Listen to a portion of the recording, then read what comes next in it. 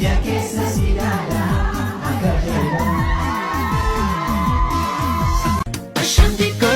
Barbaachi keellee narrifachiisu karaan dheeratee jaalala keenyaan firri gammadee ormi seeratee jaalanneen sumaa giftiin jaalala keessummaan onnee dhugaan si jaal'e si dhabuun fedhu hawaasi sobnee harraffisuu na fuuldura yaada naqee marabbaa jedheen keessu beessa jaalala kee.